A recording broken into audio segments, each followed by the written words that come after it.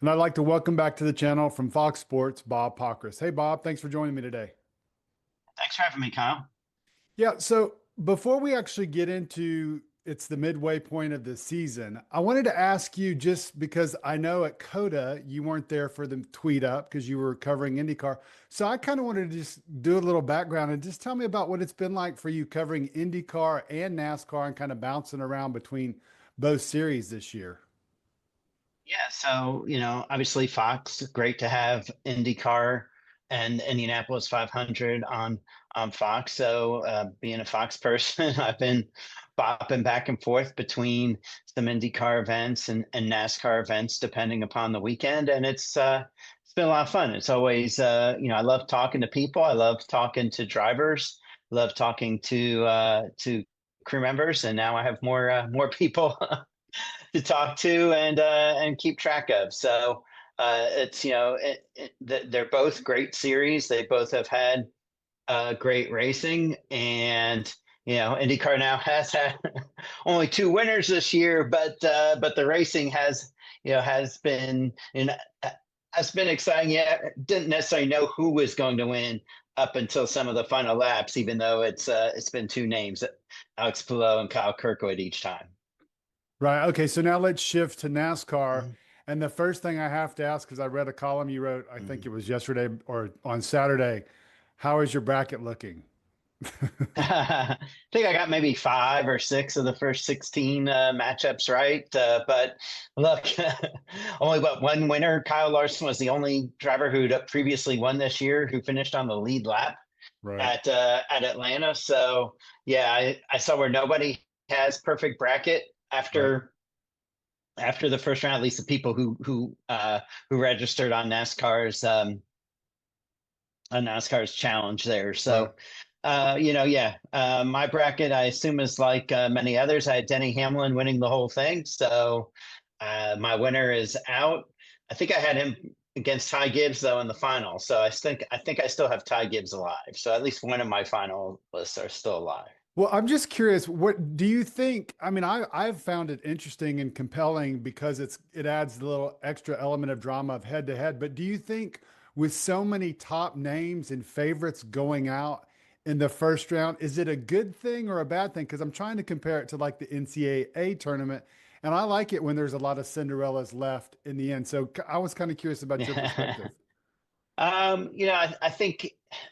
I think when you look at this, you want matchups like just right. That's like the NCAA tournament. You want some good matchups. So I think it'll all come down to who faces who in some of this. I mean, I want to say in this upcoming round you have Bubba Wallace versus Alex Bowman, and remember what happened last year At in Chicago. Chicago between the two. So Yep. I think that's what kind of adds intrigue more than necessarily like who is going to win the whole thing. Because look, with a drafting track and two road courses, I think everybody knew that it may not be, the drivers who are atop the points who are going to be competing for the $1 million.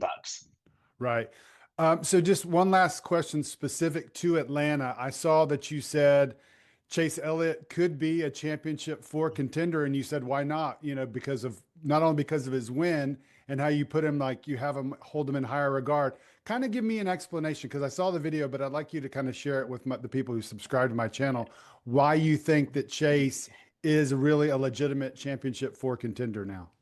Well, I mean, first off, he's second in the points, right? So if you're second in the points, you should be considered a contender. I'm not saying that he's going to make the final four, but Right. what I've liked about Chase Elliott is that he's been running well in the last few weeks. And you talk about he ran well at Mexico City, so he's going to be good on road courses. He was good at Pocono. He was good on the drafting track of Atlanta. So when you look at the playoffs and you have a road course there to finish the second round in Charlotte, and you have a drafting track at Talladega in the semifinal round. Why not? Why wouldn't you consider him somebody who you're going to have to beat to make the championship for? Okay. So now since we're at the 18 race mark, Bob, I want to ask you through those first 18 races, give me your top surprise team and driver. And they don't have to be the same thing, but I'm just curious, who do you think has surprised you this year in a good way, obviously? Okay, because if you're asking about surprises driver, I probably would say Keselowski, but maybe not necessarily Okay. in the best way. Although it looks like that they're making some progress there. But I think biggest surprise to me is Ryan Preece. Now is right now he's 23 points below the playoff cutoff, but just the way he has ran this year, and if I want to say they had DQ right earlier this year. Priest did. Right. So, I think yeah, if you had told me before season that he was going to be a top 15 driver, I, I would say, gosh, RFK adding a third car, it's going to take them a while. And look, he's come in and he's been strong pretty much the entire year. And to me, he would be the surprise. Okay. So I thought you might also say legacy as far as the team is concerned, because obviously they've really picked it up there this year. Now, Yeah, I mean, I was gonna say they have picked it up. If you're gonna say surprise, I don't know that there's a lot of surprise, but I mean, I would say both Legacy and Colic, for the most part, both have yep. shown improvement this year that I wouldn't necessarily have predicted. Okay, now as you were going to answer my original question, the surprise underperformer. So I think you've obviously answered it, but I mean, go ahead and elaborate on that for me, Bob. I mean, like when you look at Brad Keselowski, over 100 points behind the cutoff and without a win, you just would not have said that that's where his season was going to be, especially with the way Chris Buescher and Ryan Preece have been running. Now, certainly they've had some bad luck, but there have been some weeks where they just have not had the speed. They've been getting better as of late, but when you look at the totality of the first half of the year, I would say that Brad Keselowski's results are the disappointment. Okay. I went back and looked at our interview from the before the year, and it was January the 20th, and I asked you a couple things specific. One of them was about Kyle Busch. And I said, do you think that he goes winless this year? And you said, no way. You said he's going to win. So now, halfway through the season, I'm curious. He only has that single top five here in Austin at Coda. Do you still see him as going to win a race this year based on the performance we've seen thus far? I'm sticking with my original pick, Kyle. I'm going to say he's going to win a race. They certainly have had some weeks where they haven't really been close, but other weeks where you feel like if things fell their way, that they'd have a shot to win. I still think that they're a team that's run better than their results at times, and I still think that he'll get the job done at some point over the next 18 weeks. Okay, another thing that we talked about in that initial interview before the season was I said I thought that Carson Hocevar might get a win before Ty Gibbs. So now I'm kind of interested to hear your perspective on those two now after what we've seen so far through the season. Yeah, well, look, I mean, I think Ty Gibbs could win either of the next two races with the strength he showed on the road course at Mexico City. I think he's going to be good at Chicago. I think he's going to be good at Sonoma. Hocevar certainly has shown some speed at times, but Hocevar is not going to get any help from anybody. Yeah. Ty Gibbs will still get some help from some people, and I still think Ty Gibbs has a better shot of winning first. Well, the other question that I think were an interesting news item regarding Ty Gibbs was this weekend how Chris Gabehart was brought to help Tyler Allen on the pit box. So kind of what do you make of that? Because to me, it seems like you would want Tyler Allen to be your, definitive crew chief, but obviously Gabehart has so much experience. He's the director of competition for JGR. So kind of tell me how you see that working out, that chemistry between I guess almost dual crew chiefs. Well, I think first off, you look at and they have Chase Briscoe has won a race. Denny Hamlin has won a race, three races. Christopher Bell has won three races. So the other three cars are in the playoffs, right? So Right. the focus now is on getting Ty Gibbs in the playoffs. And Gabehart was already pretty much sitting on top of the Ty Gibbs box anyway. So why not let him use his, decades of experience calling cup races and have him, call the race and work with Tyler Allen on the strategy. There, this was, you know, I don't know that they, the decision was what, in December to make the change in Right. crew chiefs. There, it didn't seem like that this was something that they had, kind of looked at before the end of the season to try to recruit somebody that maybe they thought was the best fit. And I think Tyler Allen's doing a good job. I don't think that he's necessarily doing a bad job at all. But Right. I think when you have somebody with that experience and that ability to call races. I mean, look how many races he won with Denny Hamlin. Yeah. Why, if the goal is to get Ty Gibbs in the playoffs, why not have him, atop the box and help to get Ty there. Now, I think the question is, what do you do going forward? Like, when do you stop doing that, right? Kind of like when, if they make the playoffs, then does Gabe Hart kind of have to focus on all four cars again, since they're all four are in the playoffs, and Tyler Allen, takes back maybe some of that communication strategy calls, and kind of see how it goes during the playoffs. So, I mean, I think it's a smart move.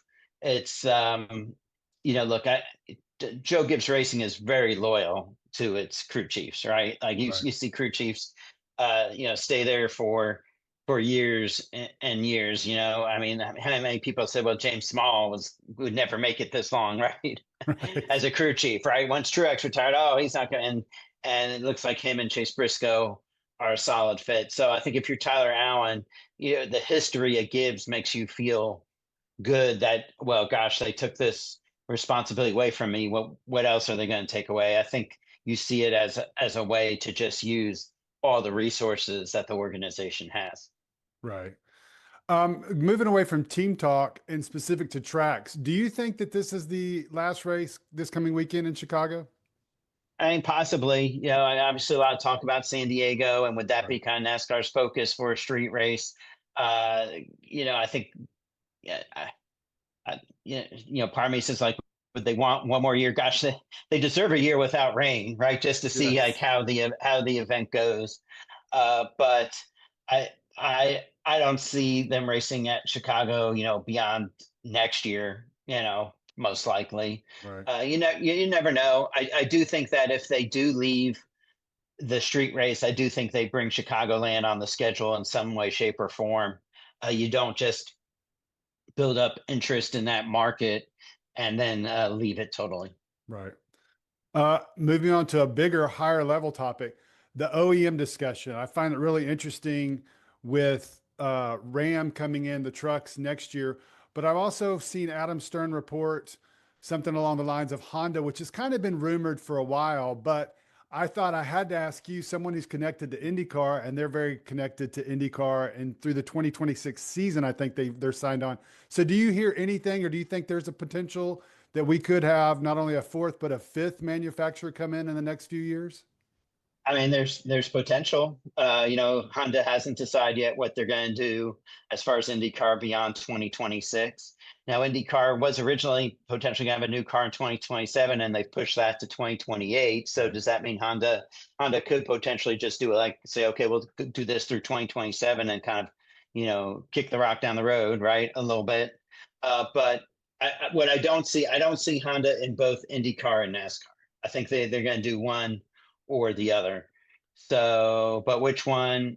I don't know. It's a huge investment to go NASCAR racing. It would be a huge investment for Stellantis, the parent company of Ram, to go Cup racing. I know they say that's their intent, but Right. it's going to be a lot of money. The car manufacturer, or the car industry's still in a little bit of flux, right? Don't know Right. exactly where it's going to go. So I think it's pretty hard to predict. But NASCAR has been getting ready for it. Like, they have had torque sensors on the cars to know that if another OEM comes in and they don't make a V8 engine, how can they do some sort of balance of power to make sure that everybody is on an equal playing field. Okay. Yeah, that's interesting. Hadn't heard that before. Mhm. All right. And then the last thing that I want to talk to you about, Bob, is the first thing I asked you about the last time we talked, and that's the lawsuit. So obviously there's been some things happening, and I go and read your little primer that you have. It talks about what's the latest. So kind of tell me and share with the audience what is the latest between the 2311 front row lawsuit with NASCAR. Yeah, well, they're still on pace for trial in December. Right now, the teams remain chartered and have their guaranteed spots, which is big for Chicago because there's Yep. 41 Yep. cars entered. They could lose those charters almost at any time. They're waiting on a decision by the U.S. Fourth Circuit Court of Appeals on whether the entire judicial panel will hear the appeal on the injunction, Mhm. which originally a three-judge panel had reversed. So if they decide to hear it, then the teams get to be charters until all the judges hear this case and make a decision. If they decide not to hear it, the injunction gets vacated 7 days later. So it would be the following week where potentially they wouldn't be chartered once this, if the judges decide that they don't want to all hear the case. The crazy times in NASCAR, Bob. Crazy times. Well, hey, I appreciate you taking some time to visit with me and kind of doing a mid-season recap. I really appreciate your time. Where were you going to be this week? Are you going to be in Chicago or Mid-Ohio? Most likely I'm going to end up in Chicago. Okay. So yeah, okay, but looking forward to it. I think last potentially, right, as we talked about, Right. race there again. I want to see one that's not in the Affected. rain and Yeah. see what the atmosphere is for that, and then some great IndyCar races coming up, I think, on my schedule. All right, buddy. Appreciate your time as always. Appreciate it. We'll talk to you soon. Thank you, Kyle. All right. Take care.